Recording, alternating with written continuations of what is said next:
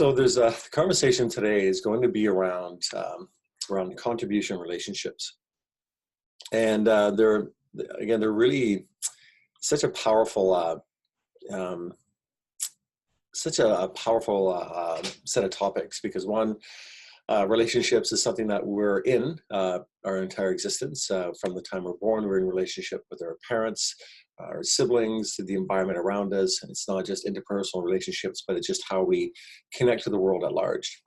And again, it's and what we learn from those relationships, the meanings that we take on about relationships, is powerfully influenced by again by our environment.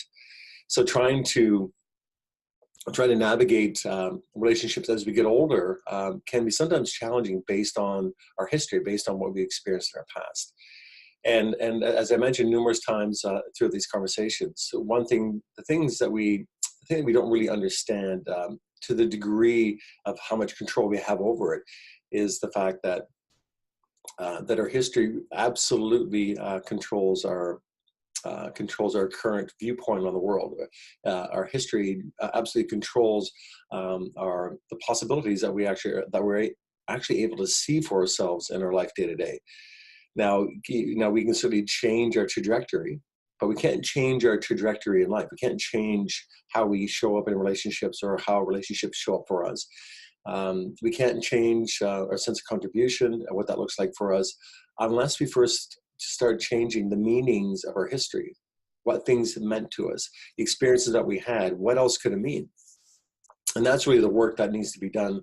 When we look at all the material that we read within the self-help genre of books, we take these courses and read these books, and we develop an understanding of the 3 steps to do this, the 7 principles for that, and the 5 enlightened steps for this. And it's all great information. It's not like it's inaccurate. Where it actually falls short for a lot of us is that it's great information, but that information really needs to be projected backwards. The information really needs to be pushed back into our history so that our history understands the 5 steps. Right. Our history understands the 3 possibilities. Our history understands the 7 principles. It's not effective. It's not effective enough for what we're looking for. It's not only it's not powerful enough for us to understand it in our current reality. We need to actually take it back to our history, and that was actually something that we looked at when I first started developing the I Am Project concept. And I started looking at how do we clean up our history? How do we go back? Can we really time travel? Can we go back to 1972 and to that moment in time where that event that really threw us off course? Can we go back and clean that up? And actually, much to my surprise, we can time travel. We can go back into these historical points and times in our history and really do tremendous amount of good inside those elements.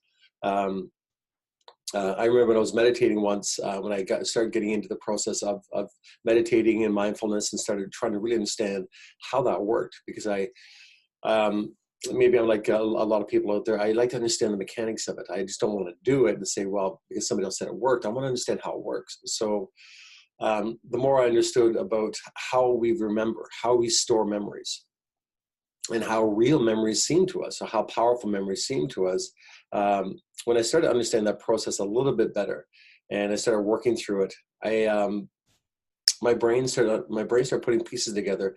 And it's quite often that if I have an idea, I'll feed the information to my mind, even if I don't quite understand how it works, and my mind will sort it out for me. Have you ever had epiphanies where you're in the shower and all of a sudden you go, that's it, that's the idea? Or you're going for a run and going, okay, now I understand, now I know the answer. Well, a lot of that comes from not trying to look for the answer all the time, and just allow your brain, allow your mind, and and all the information you put in there, and access to wisdom that we have, universally. Allow your mind to do the work. And what I found was, of course, as I went into meditation, what my mind was doing, it was actually, because it wasn't being challenged, it wasn't being forced. It started looking through all of the information that I've accessed, all the things I've studied, all the things I've read. And I started to look for evidence and for possibilities within that realm of information. So when I was going through a meditative process, one of my experiences, of course, when I was probably 5 years old, I think, in around that time. I was walking across the drainage ditch, across a board that was running over the top of a drainage ditch, and I fell off. And of course, I fell into the water. And so my experience of water, of course, was, because everybody hadn't swam to that point, I don't think. So my experience around water wasn't really great. So, I fell in, and of course, when you start thrashing around, you just go deeper, you don't float. And so, of course, panic around water really developed in that point in time in history. And I didn't really remember that until much later in life. So my experience around water was remembered in this fashion. Kinesthetic, right? So meaning that if I'm in a body of water and I'm feeling really uncomfortable, that's the first, I'm not remembering the time when I fell into water and almost drowned. I just get gut reaction, that fear and anxiety about water. And again, it's just, and my brain isn't telling me that that's where it's coming from. It's simply giving me the emotion. But the emotion is happening in the current context of who I am today, right? Based on an emotion that, of course, that was created many, many years ago. So if you try to hold my head underwater, I'm probably going to break your femur, right? I'm going to be really, really anxiety ridden, but with the emotions of a 4 or 5-year-old child, not with the emotions of a full grown man who can swim. So it was an interesting realization when I was meditating, and I started realizing that, wow, that's so powerful. And that's where my fear of water came from. That's where my almost exaggerated fear of being in water and exaggerated fear of drowning came from. So during meditation, I went back in that point in time, and I actually could rewrite the history around it, but not me as a 5-year-old, but me as an adult, going back and actually allowing the 5-year-old to feel safe. And it was just a really neat process of actually changing the way I stored the memory by introducing new possibilities to it, introducing the 5-year-old to the 53-year-old version of me. And I think at that time, when I was in the meditation process, I was probably 49 years old. So the 49-year-old version of me, who is fit and can swim, and really outside the context of the drowning experience, I feel good around water. He doesn't, right? So I learned not to take it on, and learn to recognize that if an emotion inside of me is unreasonable, right, and it's not consistent with how I decided I wanted to show up, then obviously it cannot be mine. And so my relationship around water was created by the 5-year-old. So I learned how to go back and clean that up through this this I Am project process. And it was actually quite fascinating. So I buffered the emotional context.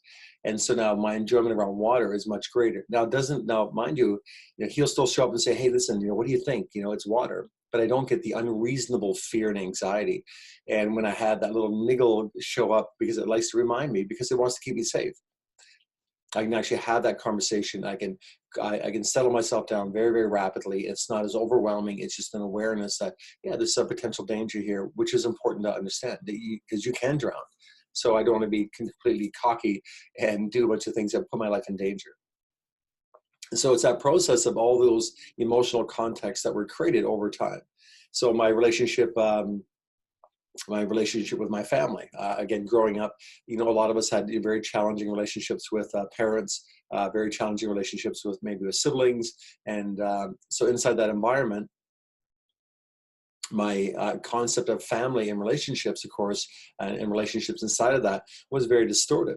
And it's something that I learned how to do as an adult, as I became, as I kind of matured, which, and I'm sure there's some debate still around that I've actually reached any level of maturity.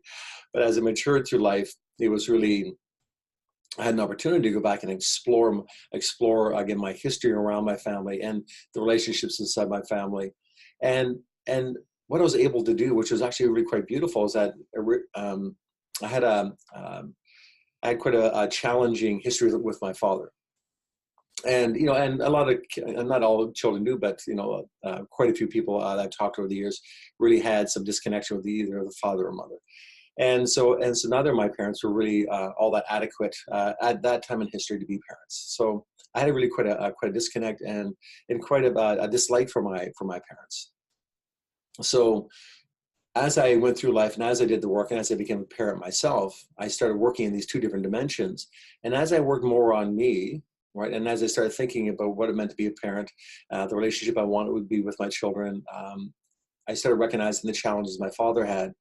And what I was able to do is I was able to go back into the history that I had with my father and with my mother, And it wasn't a matter of going back and forgiving people for what they did wrong, right? And saying, because it, and I'm not a huge believer of that. I don't believe going around forgiving everybody for everything they did wrong, because I found it really hard to do. What I wanted to do, what I did instead, is that I went and I tried to understand what they must have been going through to behave that way. Tony Robbins has this great saying that I've used over the last 20 years of my life. And the saying is, what else could this mean? You know, I know if he's behaving that way, what's inside of him driving him to be like that? Excuse me. If my mother is behaving that way, what was her history to drive her to be like that? So I started to get on the other side of it and realize that their behavior and how they raise their children and how they interact with the children, you know, it wasn't personal. They were struggling like crazy and they had no resources. So as I developed more resources, as I became a different parent to my children as my father was to me, then I was able to go back and at least understand, right? And so, of course, I developed a relationship with my father in the last little bit, and being able to connect with them and invest time with them, because it's important. I want to be able to have a relationship with them.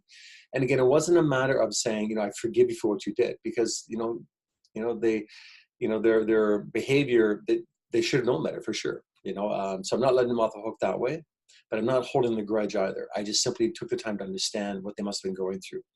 And again, and the word forgiveness stuck in my craw, right? It's stuck in I just had a hard time saying, you know, I forgive you for all those bad things. And so I used different language. And so ultimately it was a form of forgiveness, but I rerouted it a little bit different way. So it didn't go into conflict, because every time I went inside my mind and tried to forgive people inside my relationships, what ended up happening is that part of my history said, no way, I'm not letting that go. You know, these people don't deserve forgiveness. But we have to understand, of course, forgiveness is more for us than it is for the perpetrators that really had a negative influence on our life. But inside the relationships, of course, that we're involved in, we have to understand we've got to be able to go in and clean them up and realize that who we are, who we've become, who we work so hard to become, and not allow that to become disconnected when we're trying to clean up our past. So every relationship that we're in, we have to understand that relationships are a big part of our life, and being able to go and at least understand and have the tools to understand what people must have been going through to kind of perpetrate the negative influence they have on people inside their life, right? So whether it's violence, whether it's abandonment, betrayal, right? It's just I don't think anybody really goes out into the world with a negative intent, because that's simply how they're wired, unless they're a sociopath. Most people, you know, the expression is hurt people hurt people. But as I developed a better understanding of who I am and how I want to show up, before I went into these relationships, before I went in and started working on some of my history that was really challenging me, the beautiful discovery that I made, of course, was being able to center myself first powerfully, so I know who I am, I know how I want to show up, I know how I want to be in relationship to the world around me, to people that I care about. And I spent time and learned how to stay inside that space. I understood what it looked like, I understood what it felt like. I know where my body, that emotion, those series of emotions or emotion is housed. So if I take time to understand who I am first, and then I really embody that powerfully, right? And it's just a very simple process, again, of thinking about who you've become, the work that you've done, the evidence of you being in beautiful relationship with people around you. So what does that look like? What does that feel like? And I remember that, and I hold that space for myself. And then from a distance, when I'm using the I Am board, I'll actually look at relationships, and I'll look at relationships in context of the rest of my life. And I'll be able to do it from a third person perspective. I'll be able to do it from a bit of a distance. So I'm not actually locked into being who I was at the time when things were happening back in my past. And that's where things kind of fall off. That's where we run into our struggles. So it's the same thing comes into when we look at contribution, right? So we look at contribution in our life. We want to be able to, I think, well, first of all, humans are hardwired for that. Humans are hardwired for connection and contribution. And being able to see, you know, like, how can I be more of a contribution in the world around me? Because it does offer us some degree of significance in how we feel about ourselves. So contribution is not always about writing a check or having a lot of spare time to donate to worthy causes. It's something that feel like we just can't do enough. But again, when you look at contribution in the context of your whole life, you realize that the work that you're doing on you, right? Let's say you go through this process, go through the I am project process. You clean up a lot of your history, right? You stabilize yourself powerfully, and you show up differently in the world around you. Are you not by default a better contributor just because of the work you've done? Are you not a better contributor just because the peace of mind that you created for yourself? Because does that not allow you to show up inside your relationships more powerfully, without judgment, more loving, right? More empathetic?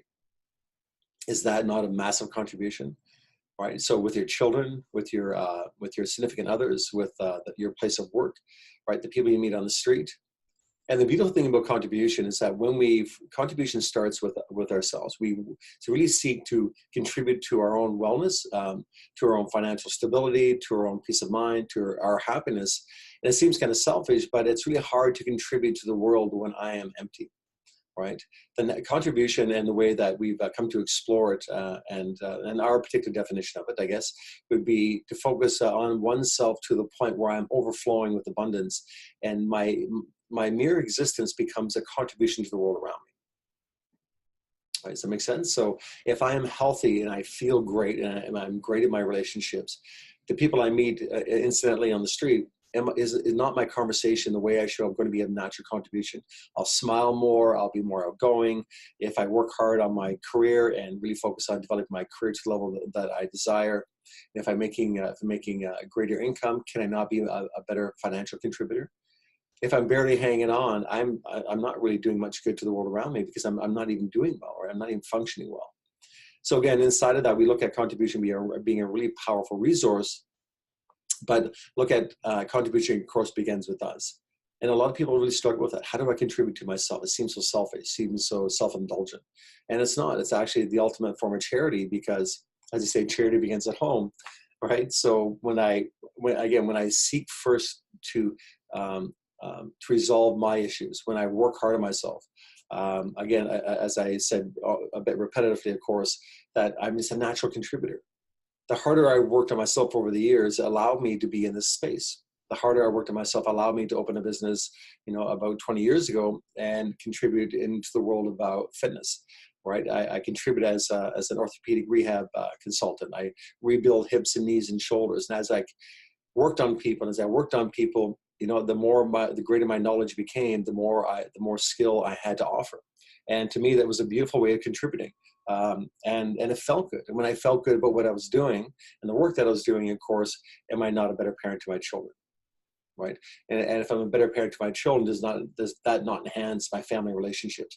If my family dynamics are doing better, do I not do better at work? If I'm doing better at work, does that not actually give me the ability to generate more revenue, because I'm more fun to be around?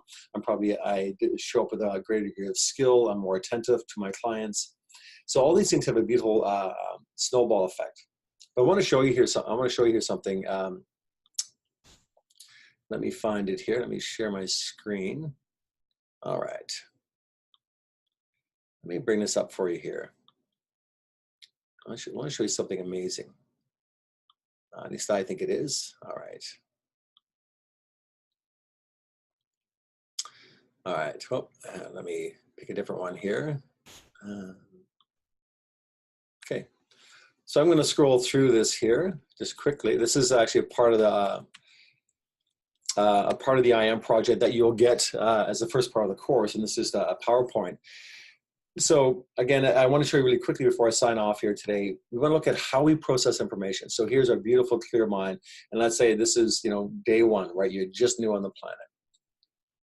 So we have these various events of our lives that show up, right? So things that we experience, and we know that the world is happening. All these things are happening outside of us, and then our brain, our nervous system has to take it in, and it has to decide what it means. So we have the event that comes in, we see it, we feel it, we hear it, right? We smell, we taste, right? We have our senses that really explore the world around us.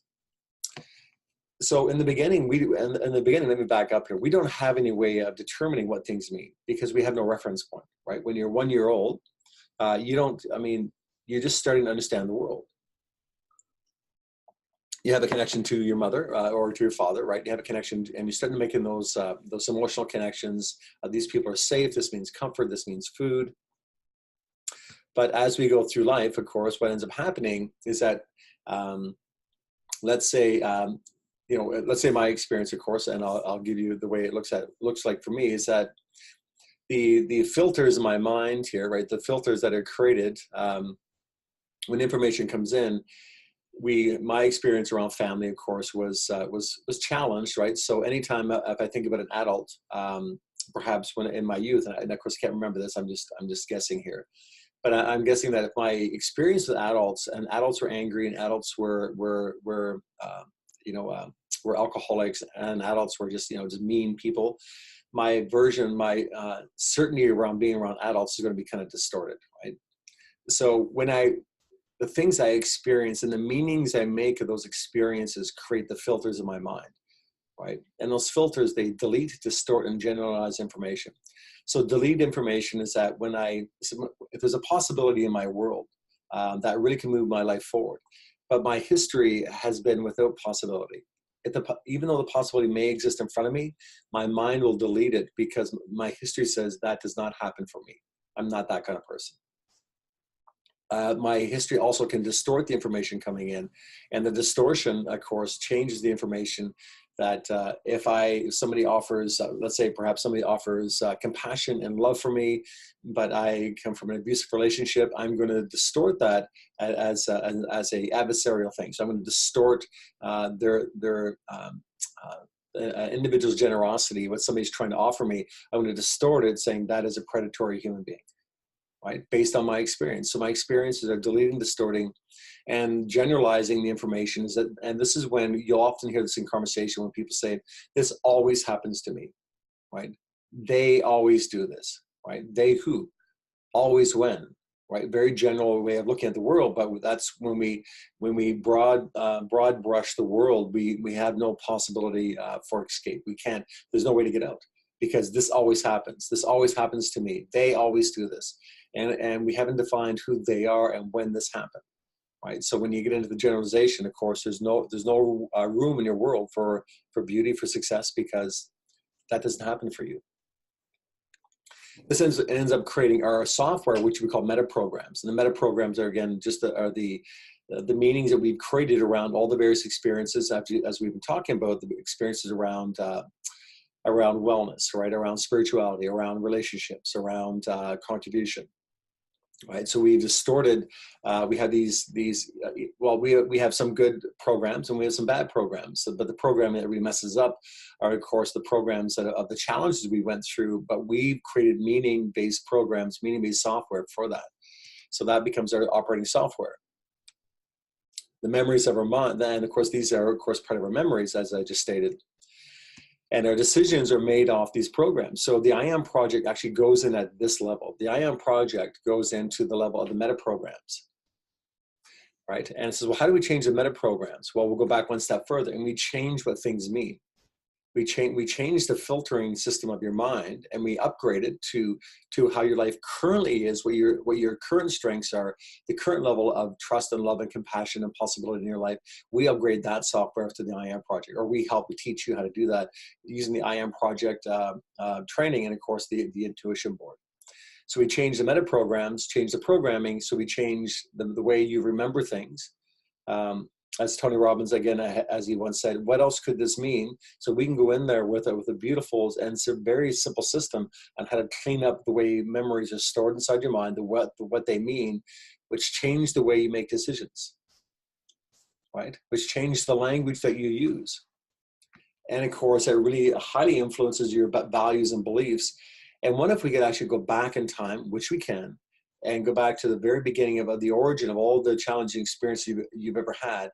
And we change the values and belief systems by taking who you are now, what you know now, the current level of possibility in your life. And we can go back into your history and plant all the possibilities that exist for you today, that your history never really understood, that your history still doesn't see, because you still have this feeling like the problem is still happening. So this is what the I Am Project does. It really powerfully goes back into history to affect all this. And of course, will that not change your attitude? If your attitude around life right now has a lot of limitations to it, based on your experiences of your past, if we can change all these other preceding pieces, will that not change your attitude? If you can change your attitude toward life, will you not see more possibilities? So this becomes our internal representation, and we've heard time and time again that there's nothing happening in the world outside of you. It's all being represented inside. And of course, that in turn creates your state, and it's your state of being, your emotional state, which in turn drives your physiology. So again, this is such a beautiful way of looking at of how powerfully the I Am Project can go in and alter the way that we look at life. The I Am Project looks at these pieces and says, can we almost surgically go in and surgically implant the possibilities, all the work that you've done up in the last little while, all the books you've read, all the courses you've taken, they're just not landing home. The filters of your mind are filtering all the information out. So you don't have access to it where you need it most. It's not the current version of you that needs the information. It's the old version of you that needs the information. But as you notice, the filters, they delete, distort, and generalize the information. Part of what I've been exploring for the last decade is how do we go in and change those filters? And that's what the I Am Project has become.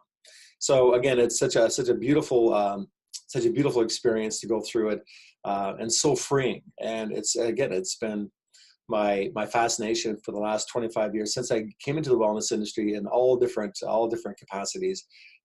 Hugely curious about how this stuff works, and again, it's my heartfelt desire to take as many people from the place of just knowing better to a place of actually doing better, and so that we can move all of us out of the contrast in between, which is where misery lies. Right? Misery lies in the fact that I know what I should be doing, I just don't know why I'm not.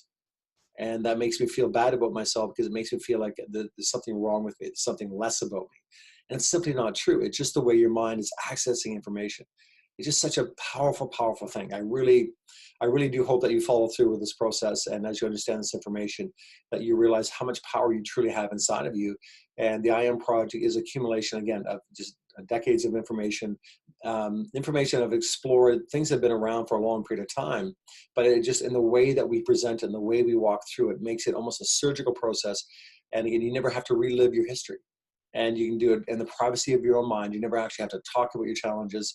And there's a lot of things that occurred in my life that, I just don't feel comfortable talking about. But I'm not actually hiding from it either. I found a way to actually explore the more challenging parts of my history without actually having to have a big conversation around it, which personally, maybe just as a male, but I found it really hard to do. And I think you'll find that there's parts of your history that you just don't want to talk about because there's so much fear and shame around it. How are we going to work with it? And the I Am Project, the Intuition Board, is designed to allow us to privately, in a very sacred space, in the privacy of your own mind, to allow me to guide you through the process where you understand the tools of how to change the filtering mechanisms of your mind, and how to take all the beautiful information that you've studied and the world that you created around you that is really has full of potential, full of possibility. And we just need to take that information and use that to create the new filters of your mind. So the filters of your mind only see possibility. The filters of your mind only see connection and compassion. The filters of your mind only see a new possibility for you. So guys, thank you so much. I'm currently in Santa Monica, California. I'm at a mastermind here with my good friend, Chris Harder. And of course, I'm always looking to how do I explore, how do I tear the world apart and find out how this thing works. Because again, I understand what the journey is like. I understand the frustration. And I think God granted me with a certain amount of perseverance and empathy and awareness to allow me to get to this point in my life. And I think I went through my challenges just so I could be here with you. I went through my challenges. It was given an unusual amount of perseverance and an internal strength to actually to go through the process, but not only go through some of the challenging things that so many of us unfortunately experience, but to have the curiosity to pull it apart and not take it so personally. So again, at 53 years of age, I had this incredible life, and I really realized that this is what I'm here to do. So again, thank you. I honor your time, and I thank you for spending the time with me. And we have one more video coming up tomorrow, and that'll be the end of our workshop series here. And I really do hope it was of service to you. If you're excited about the retreat coming up in April, I think it's April 23rd of next year in Mexico, please get a hold of myself and or of course Diane. I'll make sure the link is put in this I just upload this video here at the Facebook page, but we get to do an intensive training. So an intensive training with a group of, I think it's only have room for 26 people, but it's going to be a live, intense training and walking people through that process. So, and doing it live is actually quite powerful. I mean, access to the program, I think even at this level of conversation, there's a lot of aha moments for a lot of people so far. People, I get it. That just makes so much sense. But there's something else about doing it live as well. So you can either choose to do the online training, or you can, of course, you can choose to come to the workshop, which also gives you not only the hands-on connection that you have with myself over the course of the 3 to 5 days at the workshop, but you also get, of course, lifelong access to the online workshop. So the information is yours forever. Anyhow, guys, again, thank you once again so much for your time and for being with me. Again, it's a huge honor to be able to take this out to the world, and I'm so thankful that you decided to be a part of it. All right, take care, guys.